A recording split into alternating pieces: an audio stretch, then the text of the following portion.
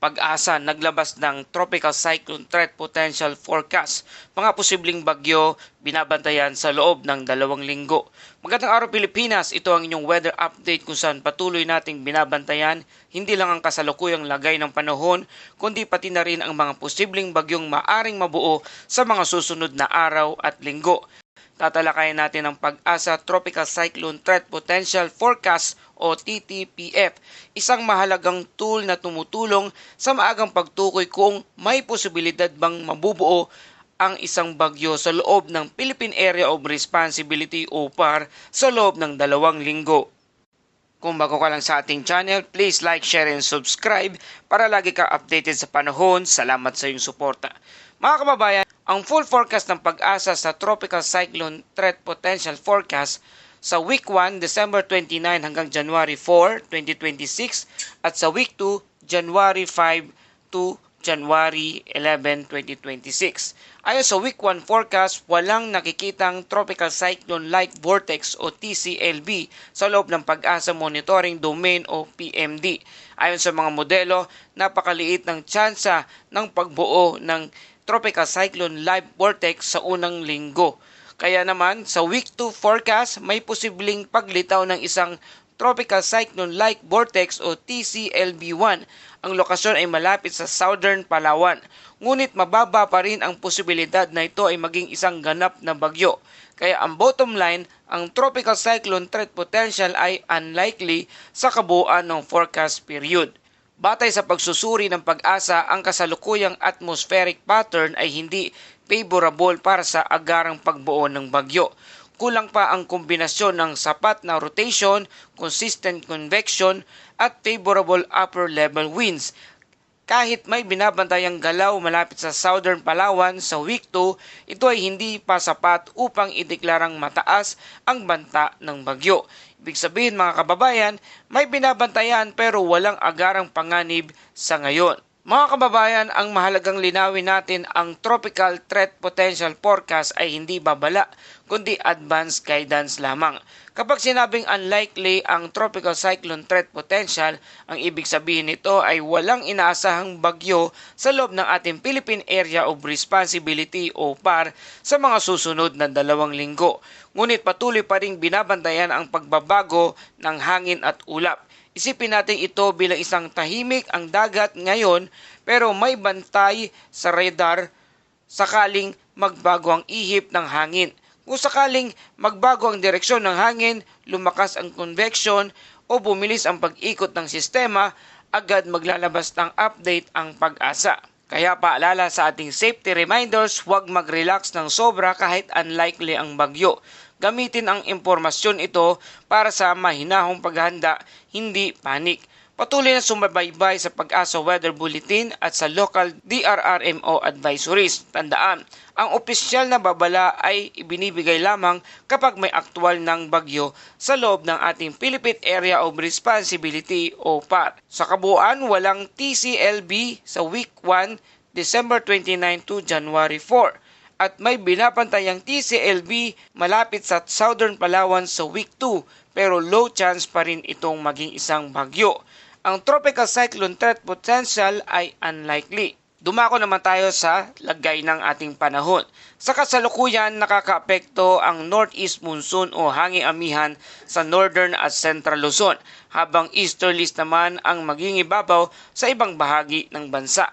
Para sa ating forecast weather condition sa Visayas, Mindanao, Palawan, Sorsogon at Masbate, ang kondisyon ng panahon ay bahagyang maulap hanggang maulap na kalangitan na may panakanakang pag-ulan o thunderstorm dahilan ng easterlies, init na hangin nagmumula sa kargatang Pasipiko. Ang posibleng epekto nito ay biglaang pagbaha at pagguho ng lupa sa mga lugar na makakaranas ng katamtaman hanggang malalakas na pag-ulan. Paalala, maging alerto ang mga nasa mabababang lugar at nasa malapit sa kabundukan. Sa Metro Manila naman at natitirang bahagi ng Luzon, ang kondisyon ng panahon ay bahagyang maulap hanggang maulap na kalangitan na may isolated light rains dahilan naman ito ng northeast monsoon o hanging amihan.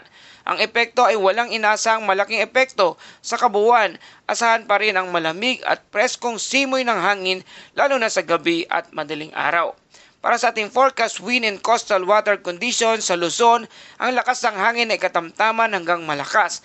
Ang direksyon ay hilaga hanggang hilagang silangan at ang kalagayan ng dagat ay katamtaman hanggang maalon mula 1.2 hanggang 2.8 metro ang taas. Pinapayuhan ang maliliit na sasakyang pandagat na mag-ingat o iwasang pumalaot muna sa ngayon. Sa Visayas at Mindanao, ang lakas ng hangin ay mahina hanggang katamtaman, ang direksyon ng hangin ay silangan hanggang hilagang silangan, at ang kalagayan ng dagat ay bahagyang maalon hanggang katamtaman mula 0.6 hanggang 2.1 metro ang taas. Sa ating extreme temperature and relativity humidity, ang pinakamababang temperatura na itala 22.6 degrees Celsius kahapon ng alas 6:30 ng umaga. At ang pinakamataas na temperatura naman na itala 31.2 degrees Celsius kahapon ng hapon alas 2 ng hapon. At sa ating tide and astronomical information sa Metro Manila, ang araw ay sisikat mamayang alas 6:20 ng umaga at lulubog naman ito bandang alas 5:36 ng hapon. Ang bottom line ng ating panahon ay amihan ang umiiral sa buong Luzon, malamig, mahangin pero kaunti ang ulan. Easterlies sa Visayas at Mindanao naman na may panakanakang ulan at thunderstorm. At bantayan ng flash flood at landslide sa mga maulang lugar. Maging maingat lalo na sa maalong karagatan sa lugar ng Luzon. Sa ating mga kababayan, may mahalagang weather highlight tayo ngayong araw lalo na para sa mga nasa hilagang Luzon. Binalot ng frost o tinatawag na andap ang mga pananim sa barangay Inglandan at Paway, Atok, Benguet. Makikita sa mga ulat at larawan na nagyeyelo ang mga dahon, damo at gulay. Sinyalis ng matinding lamig dulot ng patuloy na pag-iral ng northeast monsoon o hanging amihan. Ang tanong, bakit nangyayari ito? Dahil sa malalakas o malakas at tuloy-tuloy na hanging amihan, malinaw na kalangitan sa gabi at napakababang temperatura sa matataas na lugar. Bumaba ang temperatura sa freezing point dahilan upang mabuo ang frost sa madaling araw. Ang pinakanakakaranas ng ganitong kondisyon ang Atok, Benguet, ibang bahagi ng Cordillera, mataas na lugar ng Northern Luzon. Lubang apektado ang sektor ng agrikultura, lalo na ang mga gulay at pananim na sensitibo sa lamig. Kaya ano ang inaasahan sa mga susunod na buwan? Ayon sa Pag-asa, mas lalakas pa ang hanging amihan sa Enero hanggang Pebrero. Mas malamig sa umaga ang mararanasan sa kabundukan at posibleng maulit ang frost events sa mga susunod na linggo. Kaya paalala at babala, magsuot ng makapal na damit, lalo na ang mga bata at matatanda. Takpan at protektahan ang mga pananim. Mag-ingat sa hypothermia lalo na sa madaling araw. Bantayan ang mga hayop at livestock sa malamig na lugar. Ang bottom line, hindi ito snowstorm pero ang andap o frost ay seryosong epekto ng amihan at malinaw na indikasyon ng peak ng malamig na panahon sa bansa. At dumako naman tayo sa ating Bible verse of the day mula sa Ecclesiastes chapter 3 verse 1. Ang sabi, may takdang panahon ang lahat ng bagay at ang bawat gawain sa ilalim ng langit ay may takdang oras. Mga kababayan, gaya ng ating panahon, may taglay o may tag-ulan, may tag-init at may malamig at may mainit. Ganito rin ang ating buhay. Walang nangyayari ng basta-basta. Ang bawat bagyo, bawat lamig at bawat pagbabago sa kalangitan ay may layunin at hangganan sa plano ng Diyos. Sa gitna ng malamig na simoy ng amihan o sa pagdating ng ulan, pinapalalahanan tayo ng talatang ito na ang Diyos ay may takdang oras sa lahat ng bagay. Maaring may pinagdadaanan tayo ngayon, pagsubok, pangamba o paghihintay. Ngunit tulad ng panahon, ito rin ay lilipas.